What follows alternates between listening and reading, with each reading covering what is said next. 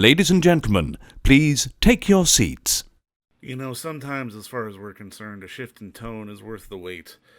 And you know, if you're within the sound of our voice, that must mean you are in the seats with, once more, as always, my name is Dave Voigt, and I am the host of this podcast, where we sit down with a wide-ranging variety of industry professionals and pick their brain about current projects, state of the industry, how they got started, and so very much more in a light and conversational fashion because, well, that's how we like to do things around here. And if you like how we do things, I'm assuming you do, you're listening to us right now, you can subscribe to the podcast over at Apple, Spotify, Amazon, Google, basically wherever you get your podcasts, it is all good. Plus, we'd love it if you'd follow us on social media as well. You can find us on the Facebook, the Twitter, and the Instagram at either at In the Seats or at It's Podcast One for all sorts of fun updates. And also we're on the TikTok, but that's just for funsies, really. And finally, and you know I say this a lot, but I mean it because this is where the In the Seats empire began. Please pay us a visit over at In the Seats, intheseats.ca, for all the latest and greatest movies and reviews from the world, anything from the world of cinema, really, because that's what we love to talk about and write about, and we love it when you come read about it with us. And well, you know, we'd really appreciate it. But speaking of appreciate it, we've got a good one, an interesting one, because out on VOD now, from writer director Neill Blomkamp, who you may recognize his name from films like District 9 and ELYSIUM.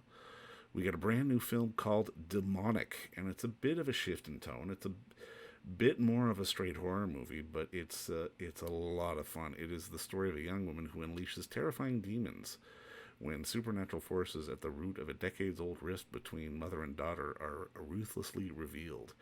It's horror movie, it's possession movie. It's familiar, but it's got a twist to it.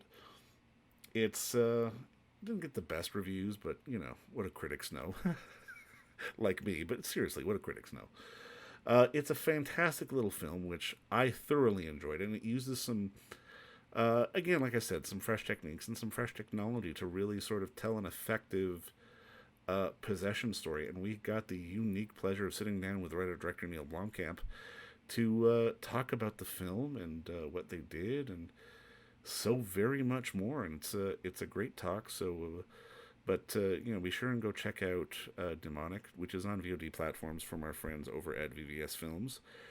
But first, enjoy our talk with Neill because it's a good one. Thanks for the time today, Neill. I really appreciate this. Yeah, thank you, David. No, I mean, obviously, first off, congratulations on the movie. I absolutely loved it. I mean, I'm a sucker for a good possession story, but it's got a real healthy twist to it as well. Can you walk me through, I guess, sort of your inspiration for not just telling a story like this, but telling it this particular way? Well, I mean, the movie is very unusual in the way that it was sort of reverse engineered in the way that it was created, because there was this gap with the pandemic where I was either going to sit around doing nothing or I could shoot something. So I kind of when talking about the story, it was a really weird backwards way of pulling a bunch of things that I always wanted to make a horror film out of, sort of off shelves and dusting them off, and then seeing if they could fit congruously into a story. So I think the mixture of the sci-fi elements and the possession horror elements are the result of wanting wanting to make films with these separate elements, and this being a good chunk of time to try to combine them, and the result is a combination of them.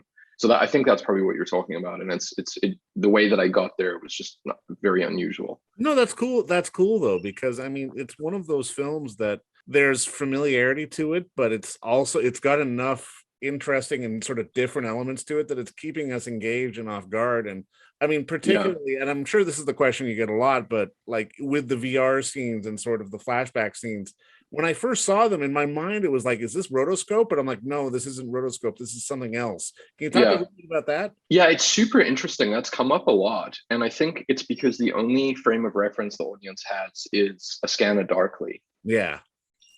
Which is an incredibly unique, look that really isn't in many other films. But no, this is completely different to rotoscoping. It's entirely three-dimensional, and it's a process called volumetric capture, which is very new, and a bunch of studios are popping up that do volumetric capture services for the game and film industries. But it's so new that it hasn't really been used in film in this way, and certainly not to this degree. And it's also very glitchy and very prototypey.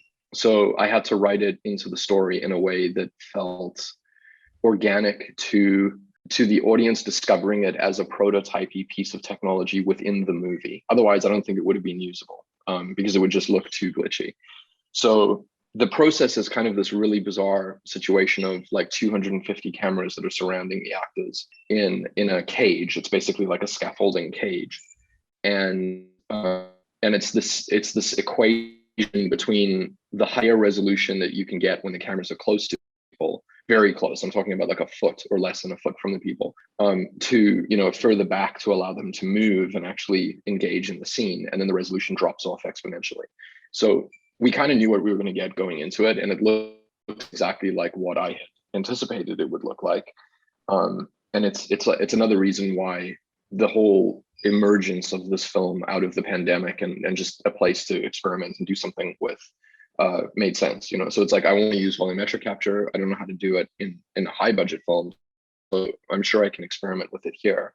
And I love the results of it. I mean, I'm really actually pretty stoked with the way that it turned out. I mean, so am I, because I mean, I really think it plays the best, particularly sort of in those moments of reveal, because I mean, especially when it comes to, you know, a movie about the demonic possession or somebody being possessed in the whole nine yards, there's always a reveal of the thing or the creature that usually ends up being kind of disappointing. But in your film, like, it's only a bit, almost like a half reveal. Like, and I'm kind of curious from your perspective, like, how important was it to sort of keep this demon sort of half in our imaginations and half on the screen? Yeah, I mean, it is exactly that as the goal, because I prefer films where if there is some sort of nefarious demonic force, I prefer it when it is in fact physical, like it's a real thing. It's not someone's imagination. So I knew that I wanted it to be physically there, and then you also simultaneously don't want to show it too much, so the audience gets a very firm grasp on exactly what it looks like, and they can build some of it in their mind. So that was, you know, the way that I thought I could approach doing that would be the reveal in these dark corridors in the simulation, and then later at the end of the film, a combination of real life monster suits with computer graphics to create a look of slight invisibility to it. Yeah.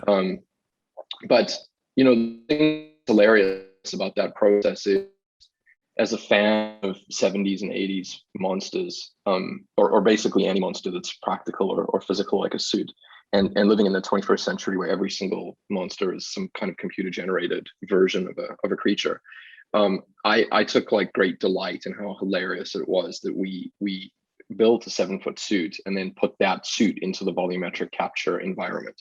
So we digitized a physical suit, which is, I'm not really sure if that's happened before. Right.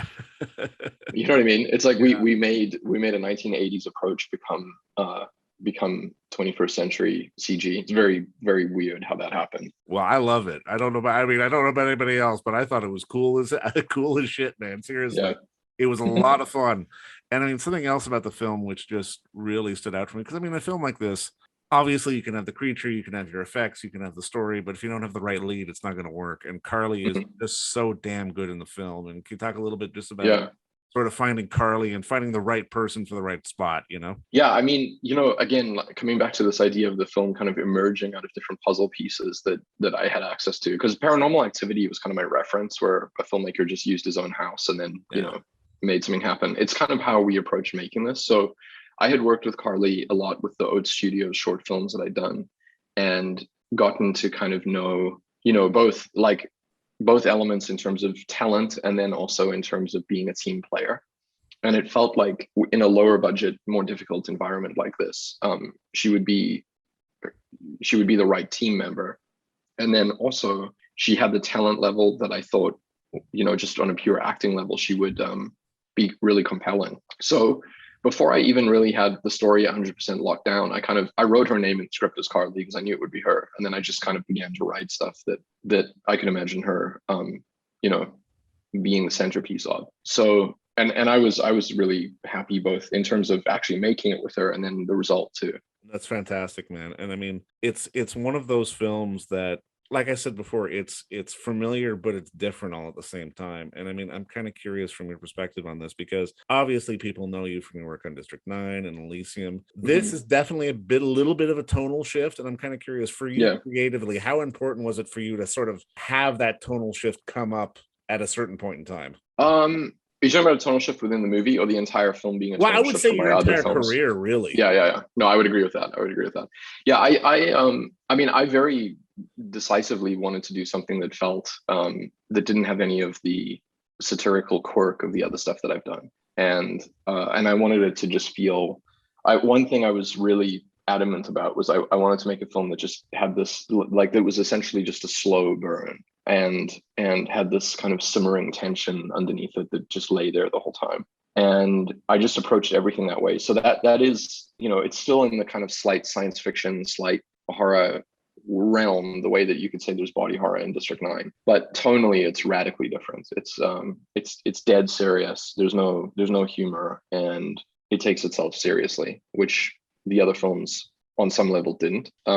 So yeah, I was super aware of that, and that actually led to going away from handheld photography and using more very, I don't know, restrained Steadicam or lock-offs or, you know, dolly moves to try to create a sensation of structure to it in the way that the shots were created. I thought that would lead to more tension. Well, I think no, and I think it did, and I mean, especially the use of darkness as well, which people don't, you know, from the outside looking in, don't necessarily give it enough credit. I mean, I can imagine some of those sequences, especially towards the end of the movie, were sort of a unique challenge to sort of put together and make them feel sort of the right way you wanted to, while still being able to work properly. Yeah, it was a constant back and forward with the DP, Byron Kopman, because I was adamant that in certain scenes I literally only wanted a flashlight to light the whole scene. And, you know, DPs don't always kind of go about doing things that way. There's a lot of synthetic light, and I just kind of stuck with this idea of just real single light sources, and it kind of worked. So yeah, there's a lot of use of real darkness on purpose. Now, this is a bit of a silly question, but just to start putting a bow on this is something I always like to ask. Can you think back to your younger days? Like, what was was there sort of a pivot point movie for you that sort of made you want to get into the business? Was it like, you know, after seeing X, okay, I got to go be a filmmaker, a storyteller? I mean, I was so young when that happened that I don't think I understood the notion of wanting to be a filmmaker. I think it was more like I was subconsciously drawn to this art form, if that makes any sense whatsoever. Totally. And it would have been Alien, because I'm not sure how old I was. I assume I was around 7 or 8, I think. I mean, I'm like terrible with dates, but and I saw that film in a holiday town in South Africa called Umhlanga, which is next to Durban. It's kind of like a getaway, you know, sandy beach kind of town. And the place that we were staying, which was an apartment block of flats that had televisions in each room, were all wired to one VHS machine at the reception, and they would loop movies, play different movies each day. And Alien was on there, and I saw like 60 or 70% of it, and then had to go with my family to the beach, and basically was just sat on the beach kind of mind blown until I could like later at some point in Johannesburg like figure out what I had seen, you know, and then piece it together. So I would say consciously from that point on, it was like being aware that I wanted something to do with that, whatever that was. And it never even made sense to me that I could actually work in the film industry or direct films or anything really in the film industry until I left South Africa, I think. I mean, yeah, I think by the time I got to Canada at 18, I realized I could actually work in the film industry. I'm not sure that it occurred to me before then. Well, I won't ask any alien questions because I'm sure you're sick of them. But I mean, thank you for coming to Canada, and man, thank you for making a really entertaining film, which I enjoyed the hell out of. Because I mean, again, as someone who watches too many movies, it's nice to get something that, like I said at the beginning, is both familiar but fresh all at the same time. I think you've done that and then some. Congratulations again on the film, man. And thanks for the time today. Yeah, thanks, David. That's awesome. Thank you. And don't forget to visit our friends over at Bay Street Video for all your DVD, Blu-ray rental, or purchasing needs this summer, as they are still open for curbside and some mailing delivery as well. Over at 1172 Bay Street, Toronto, Ontario, Canada, you can give them a call at 416-964-9088. That's 416-964-9088. Or send them an email at baystreetvideoto@gmail.com for any of your DVD and Blu-ray needs.